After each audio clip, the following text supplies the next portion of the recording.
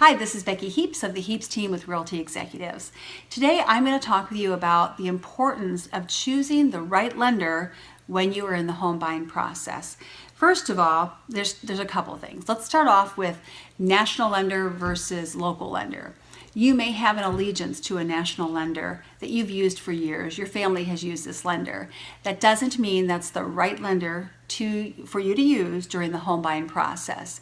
You want to make sure that you use a local lender. A national lender does, number one, they don't know our market. Number two, they don't have the same appraisal pool that a local lender will have. Therefore, often during the process, national lenders will send somebody out from Kalamazoo or South Bend that does not know our area, and without a doubt, there are always problems in the appraisal process. And the appraisal process, unfortunately, is at the end of down the road. And therefore, if there's a problem going to happen, you want to know early on so things can be fixed. You don't want to know right before closing day.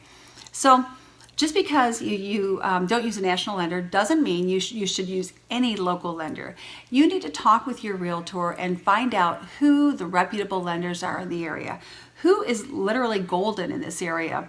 And the reason for that is a couple things. Number one, you want to make sure that you have a lender that knows their underwriting department in a personal relationship. In other words, they have a very close relationship with the underwriting department and know these people. And the reason for that, again, is if there are problems in the lending process, that lender can pick up the phone or can walk in the next office and talk to the underwriting department to get these things resolved.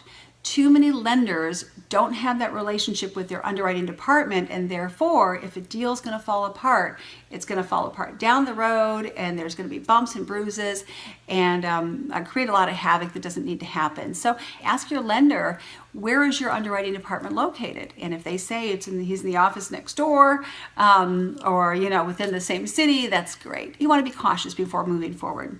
But also the importance of choosing a golden lender is because of this.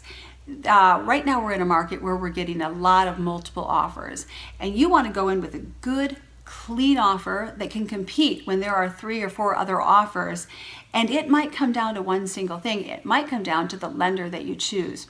If the buyer's agent or the seller's agent is sitting down with their clients and they're looking at contracts, and you've got 2 or 3 that are pretty much the same, that one single thing can make a difference on whether or not you get the house. If you've got a golden lender or a lender that's not always that great. The thing about lenders is, when I write a contract, and I have felt this way from day one of writing a contract, you put a closing date on that contract. And most lenders look at that closing date as a guideline, as a soft date. We do not look at it like that. We look at that closing date on that contract as a drop dead date to close.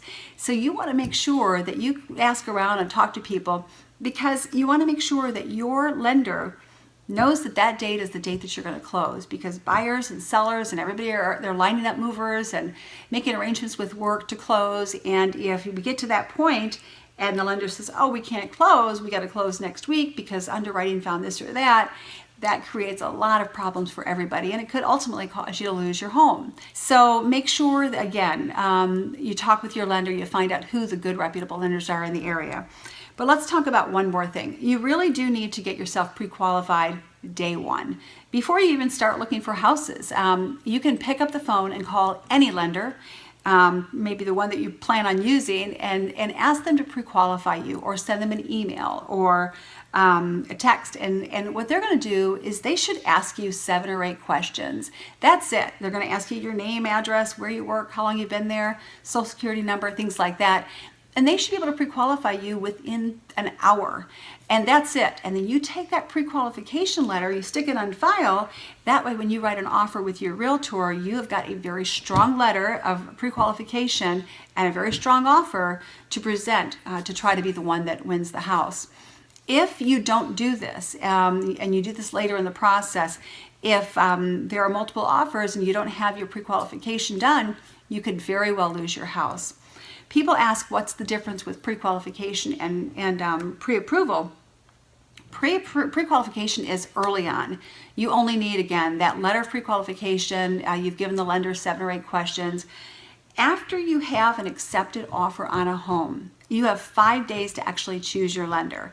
Hopefully, you'll consider the lender that did the pre-qualification for you. You will give them an opportunity to earn your business. You should also talk to about 3 lenders at that point, and you should ask them their rates, their closing costs, talk to them about their services. And then that's the time that you actually choose the lender.